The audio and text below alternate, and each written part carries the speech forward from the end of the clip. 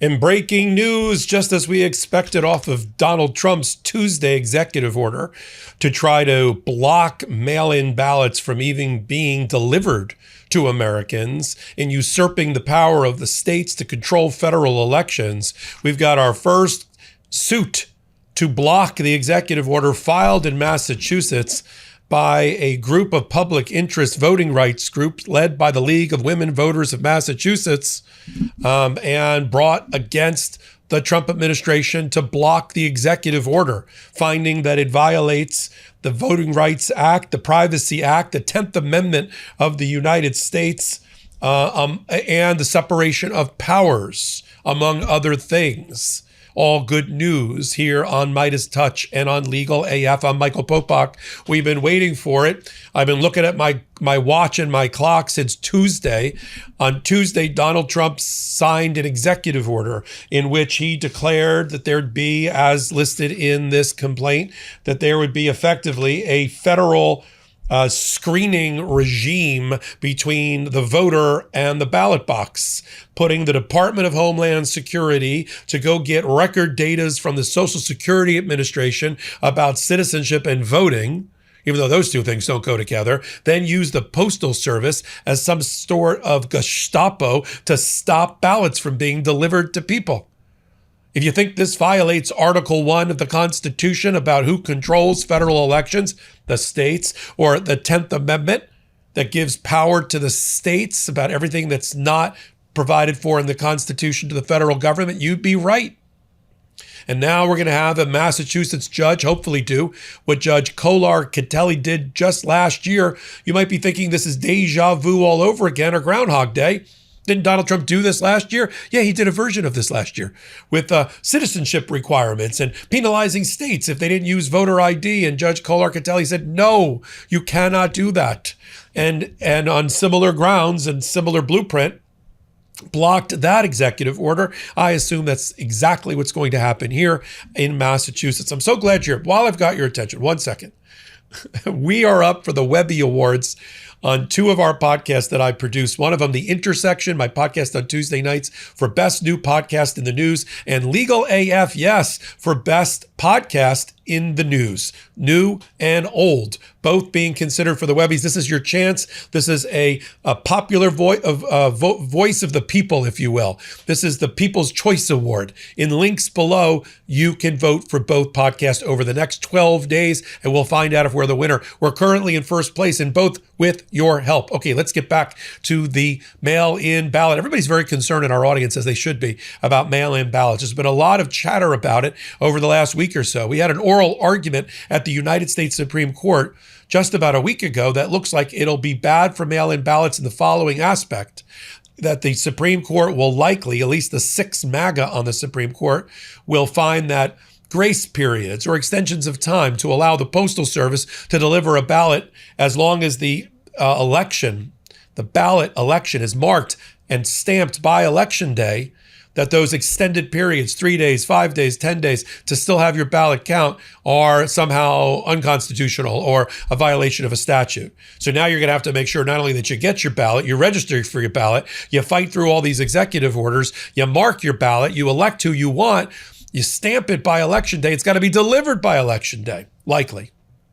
That was 2 weeks ago. We haven't gotten the ruling yet, but I think that's what's coming by June when the term is over for the Supreme Court. Then you had Donald Trump, maybe emboldened by that particular Supreme Court oral argument. He had a rough week at the Supreme Court, if you ask me. He was the first sitting president to attend an oral argument of the Supreme Court. He was the first sitting president to storm out of one when they rebuked him to his face in birthright citizenship about the 14th Amendment. But I digress. So off of that, Donald Trump took to the Oval Office, his little safe space, his little panic room, and he signed an executive order because he's getting blocked permanently, probably at the Senate, about the SAVE Act. Democrats are blocking it through filibuster, which would require you to show your papers, show your citizenship papers, bring your passport, bring your birth certificate, bring your great-grandmother to vouch for your citizenship before voting. That's going to go down in flames, blocked by the Democrats. So Donald Trump wanted to sign something to say that to make good on his promise to F with the elections.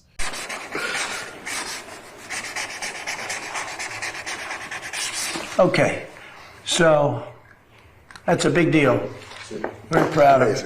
And I don't know how it can be challenged. You'll probably challenge it. You may find a rogue judge. You get a lot of rogue judges, very bad people, very bad judges. But that's the only way that can be changed. And hopefully we'll win an appeal if it is. But I don't see how anybody can challenge it. I don't see how they can challenge it. And remember, it's about voter integrity. We want to have honest voting in our country, because if you don't have honest voting, you can't have really a nation, if you want to know the truth. Howard, I'll give that to you. Delete Me makes it easy, quick, and safe to remove your personal data online at a time when surveillance and data breaches are common enough to make everyone vulnerable. Look, as someone with an active online presence, privacy is really important to me. There's just too much personal information floating around online, and I don't have time to track it all down myself.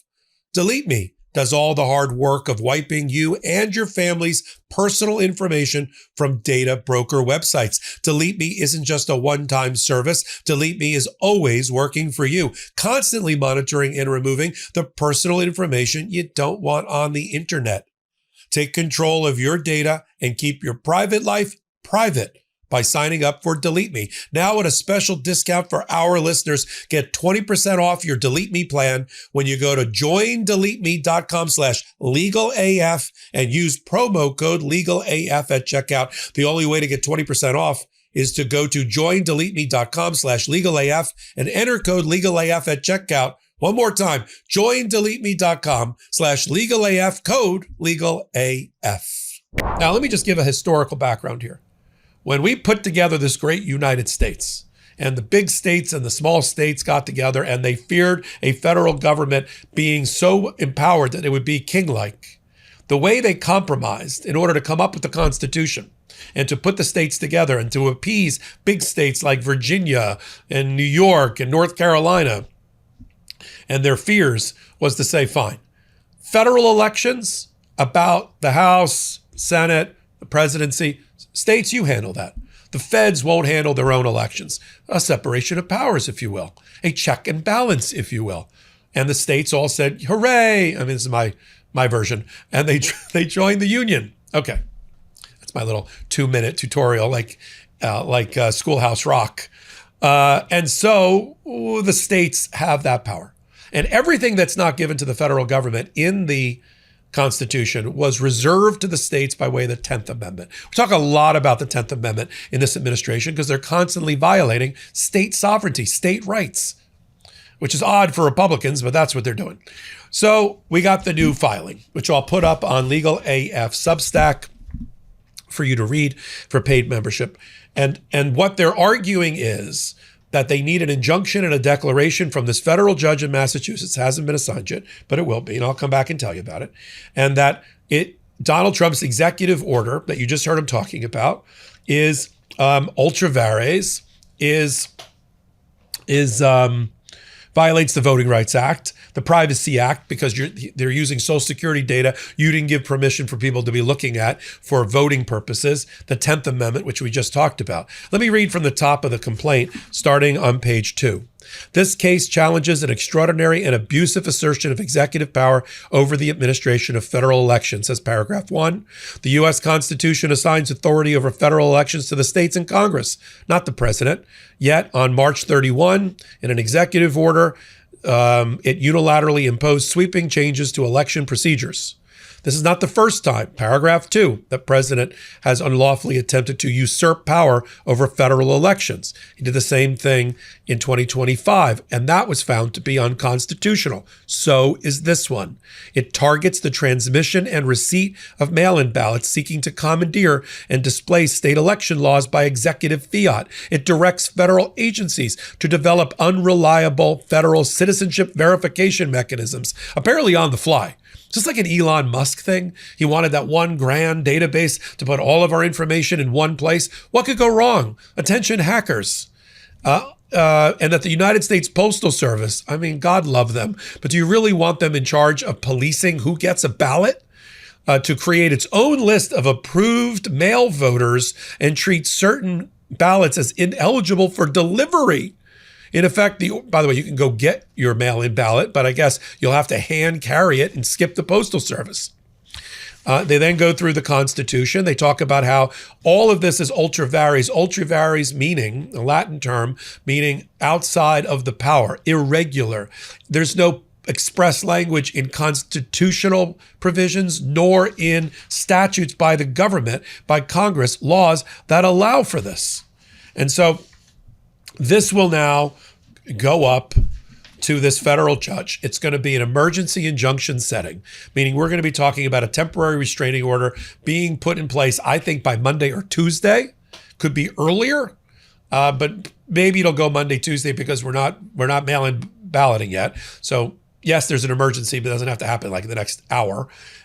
So they may set a briefing schedule once the judge is assigned, get everybody together next week for a preliminary hearing, a temporary hearing, and then issue it. And if Trump doesn't like it, he won't. He'll take a appeal on an emergency basis to the First Circuit, which sits in Boston, Massachusetts. And then if he doesn't like the result there, he'll try to lob in some sort of hand grenade into the United States Supreme Court and see if they're going to interfere again with mail-in ballots and find that he has the power to do it. The issue on the mail-in ballots from 2 weeks ago was not about presidential power. It was about whether a statute defining when election day is was violated by these states creating a grace period for the receipt of mail-in ballots. Here is right at the heart of the matter. Can a president, under an executive order, screw with federal elections and set requirements? In the past, just last year, the answer is no. And I don't think even this Supreme Court, I don't think he can get Roberts and Amy Coney Barrett to go along for this particular one. I may be wrong. I've been wrong before occasionally, but I don't think so. But I'm glad you're here. We'll follow this story closely. I'm going to be bringing on the American Civil Liberties Union, who's collaborative with us over on the Legal AF YouTube channel in the next day or so. One of their lawyers who's handling this case to brief our audience in full. And this is not the only case. There's going to be another case led by the attorneys general, the 24 Democratic attorneys general. At least 20 of them are working round the clock right now to file their own case. Probably won't be in Massachusetts. If I had to guess, could be in, I don't think it'll be in DC either, could be in Washington State, could be in the Northern District of California, could be in New Hampshire.